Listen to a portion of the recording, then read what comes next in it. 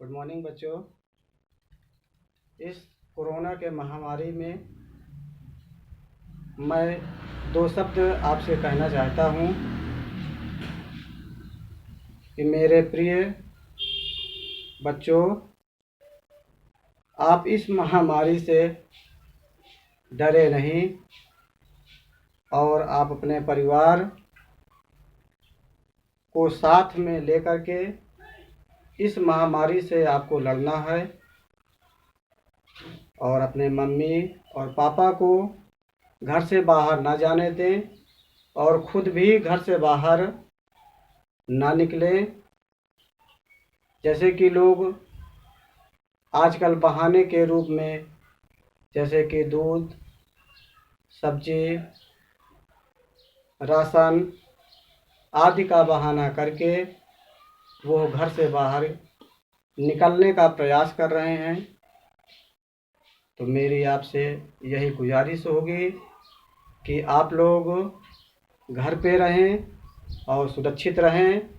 आज हमारा देश पूरा एक साथ सभी लोग मिलकर के इस कोरोना महामारी से लड़ रहा है, तो इसमें आपको बिल्कुल भी घबराने की ज़रूरत नहीं है।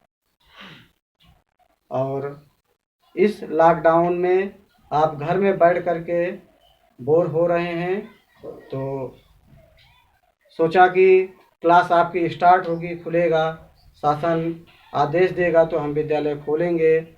लेकिन फिर भी चूँकि ये कोरोना वायरस लगातार बढ़ता जा रहा है, थमने का नाम नहीं ले रहा है, सो मेरे दिमाग में काफ़ी दिनों से चल रहा था कि मैं आपको आपकी क्लास ऑनलाइन संचालित कराने का प्रयास मेरी तरफ से लगातार जारी था और आज वो प्रयास आज से मैं संपन्न कर रहा हूँ। और आज मैं आपकी पहली वीडियो है ये मेरी, और इस पहली वीडियो में मैं कक्षा 8 की गणित आप देख रहे होंगे। जो आपकी सरकारी विद्यालयों में जो गणित की किताब चलती है, वही गणित की किताब आपके सामने ये रखा हुआ है।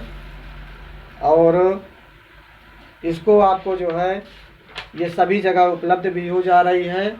तो आप अपने मम्मी पापा भैया बहन जो भी घर पे सदस्य हों उनसे कह कर के आप ये किताब मंगवा लीजिए। और देखिए, जिस प्रकार मैं यहाँ पे मेहनत कर रहा हूँ उसी प्रकार आप भी घर पे रह कर के मेहनत करेंगे। और मैं आशा करता हूँ कि मैं आपको बढ़िया से अच्छा पढ़ाने का प्रयास करूँगा। और आपका भी पूरा दायित्व बनता है कि जितना मैं पढ़ाऊँ उसको ईमानदारी के साथ आप अपनी नोट्स को भी बनाते चलते चले जाएंगे, जिससे कि जब भी विद्यालय खुलेगा आपका, तो सिर्फ रिवीजन के तौर पे मैं आपको पढ़ाऊँगा। और आपको ये मैं दावे के साथ कह रहा हूँ कि यदि आप मेरे बताए हुए मार्गदर्शन पर यदि आप चलेंगे तो निश्चित तौर पे आपकी मैथ आपको खाली देख करके आप लगा सकते हैं।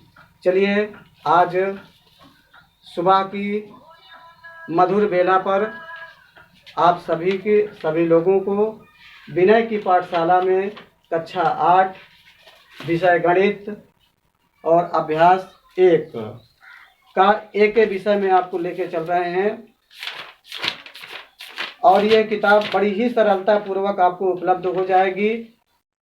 यदि आपके पास नहीं है तो आप अपने पड़ोसी से किसी से भी ले करके आप इस किताब के माध्यम से अध्ययन आप कर सकते हैं।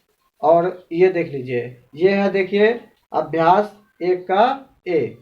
तो इसको हमको एक एक बिंदु पर हम चर्चा करेंगे। तो चलिए देख लेते हैं एक बार इस सवाल को। प्रश्न संख्या हमारा दिया है 1 का ए और पाठ का नाम है हमारा परिमेय संख्याओं और संक्रियाएं। तो पाठ का नाम मैं बच्चों लिखे दे रहा हूं आपको।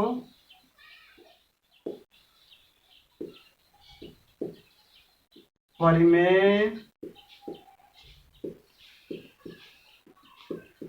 संख्याओं और संक्रियाएं।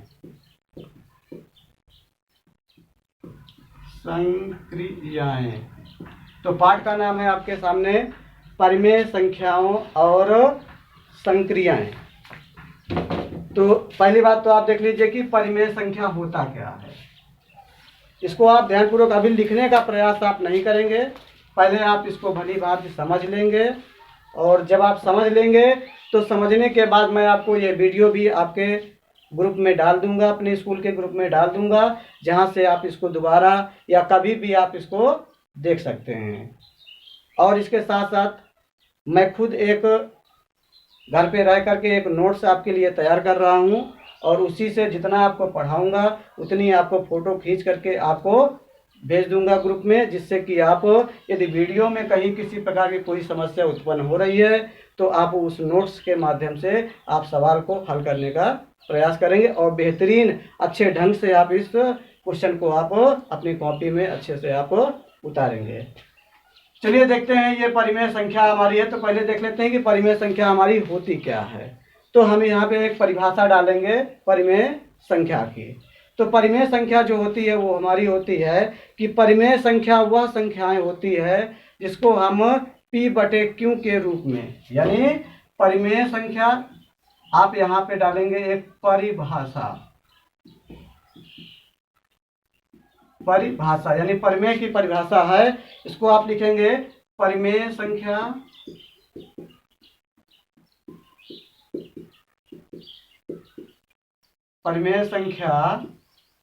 वह संख्या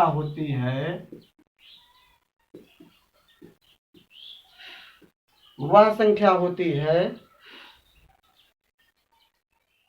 जिसे हम P/Q के रूप में लिखते हैं। अब P/Q के रूप में यानी ये आपका भिन्न का रूप हुआ, चाहे आप भिन्न के रूप में कह लीजिए, और लेकिन ये जो आपका ये अंश होता है ये आपका हर होता है, तो Q का मान आपका 0 नहीं होना चाहिए, यानी Q बराबर ये नॉट इक्वल 0, यानी Q का मान यदि 0 होगा तो आपकी वो परिमेय संख्या नहीं होगी। अब परिमेय संख्या आप सोचते होंगे कि हम कैसे जानेंगे कि हमारी कौन कौन सी परिमेय संख्या। तो एक उदाहरण के तौर पे मैं आपको बता दे रहा हूँ कि कौन कौन सी होती है। 3 ट्रिप आपको बताऊंगा, तो उदाहरण में आप समझ जाएंगे कि ये आप हमारी परिमेय संख्या है या नहीं है।